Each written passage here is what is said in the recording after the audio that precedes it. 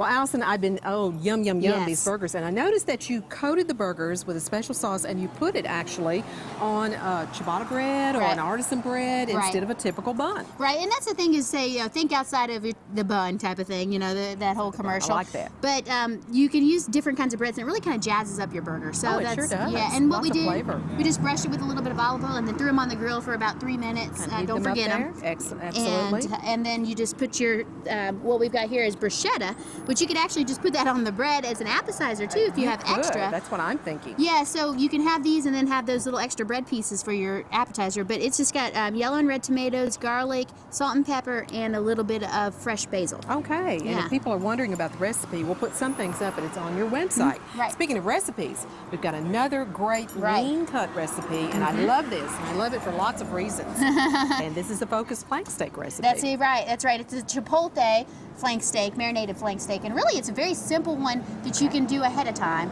and then just throw it on the grill. So hey, anything you can do ahead is great. Right. So you start with a lean flank steak, and again, people may look in the grocery store. It's amazing the value that you can get from this in terms of the number of servings, and that's the selling point. If you think about 3-ounce servings, which is what we always promote, and everything in moderation, is that it's about the size of a deck of cards. So you can usually fit about 3, 4, maybe even 5 out of this. So depends on how hungry your family is. That's it. So at least 3 to 4, though, we're saying, out of one flank steak. Great value. And so we have this in just a Ziploc bag, and what we're going to do is make the marinade. Okay. And the marinade consists, obviously, of our Chipotle peppers. And if those of you who remember, Allison did a great recipe some time ago called the Chipotle Sloppy Joe, and now you can bring out those frozen Chipotles and use them again. I'm so excited, to use this.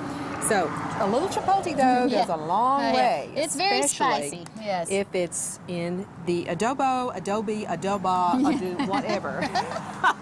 Adobo sauce, whatever. We love it. It's hot and spicy, though. And we're going to add some of that sauce with it too, which it's all mixed in there together. Okay. That's going to make it a little bit spicy. So the more spice you want, the more you probably want to add. But if you don't want as much spice, then, and just remember, marinating is going to, the more you marinate, the more it's going to taste that way. So, and with a flank steak, you're definitely going to have to marinate it longer than 6 hours. So, we just added some fresh squeezed lime juice. Okay. And if you don't have fresh squeeze, it's okay. Now that looks about like a 1/4 cup. Yes, 1/4 fresh cup. Squeeze. That's probably a couple, 2, 3 limes that you're going to squeeze. I usually out. use about 4 because some of the limes are a little smaller at the grocery stores. And a little bit won't hurt. That's the thing. It's going to be something acidic, so it'll break down those fibers in the muscle. And that's what we need. Some acidic ingredient for a good marinade. Right. And adding a little bit of brown sugar gives that little sweet kick. Okay. Fresh cilantro. Now, if you don't have fresh, this is a lot, obviously, but it's a 1/4 cup when you kind of chop it down. Sure. But I have used dried cilantro, so it works just as fine. Obviously, you won't put as much cilantro in there if it's dry. Dry, because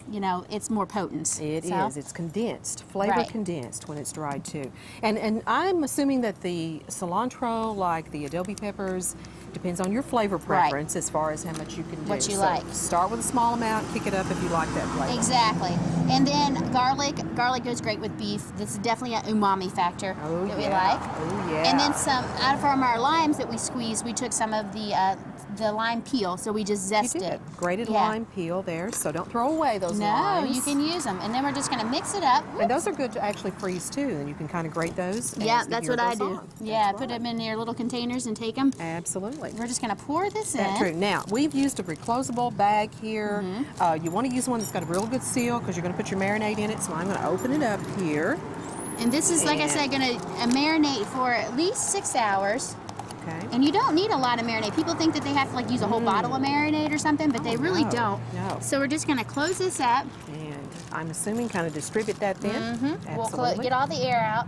And then you're going to just kind of, this is where you can get the kids involved and kind of give it a little pat. It's fun. Yeah, and then you're going to put this in, I always try to put it in another container just in case it leaks. Okay, or put it on a clean plate. Just something to keep it in your refrigerator from leaking. And then put it back in the refrigerator. Always marinate in the refrigerator. So longer than 6 hours though. This is kind of overnight? Is that too long? Nope, no, overnight's perfect. You don't want to go longer than 24 though, because it is definitely something that will be, will mush down the meat. And you don't want it to make it mushy. So you're breaking your muscle a little too much. Now, by the miracle of the Holland Grill, we actually had one on the grill that we cooked And again, Allison, what is the temperature that we're cooking the flank steak to? Now with a steak, we want to look for medium rare versus burgers Okay. are the 160. So 145 is medium rare. Okay. And you know, instant read thermometer is ideal for having. You don't Absolutely. necessarily always go by the color because sometimes it can give it a misleading. So don't always overcook your steaks. That is a key point here because Right. they do continue to cook a little bit when you take them off the grill, right? Exactly. Absolutely. So, So- check them out with your instant read thermometers.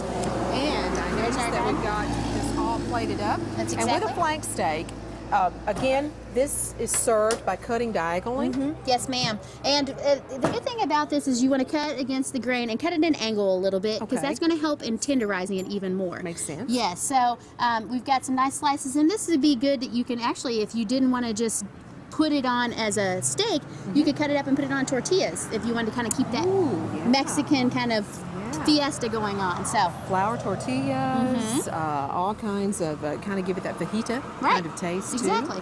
that we have there. and then we added asparagus on the side, which we fixed this on the grill too. Just put them in a nice aluminum package. I and see that. Yes. Absolutely. I'm seeing some interesting things there with lots of green vegetables. Asparagus is really good. Well, Allison, it looks great. Thank you. Wonderful there, too. So you stay with us. We'll be right back. We'll talk more about National Beef Month and Hamburger Month, too. Stay with us.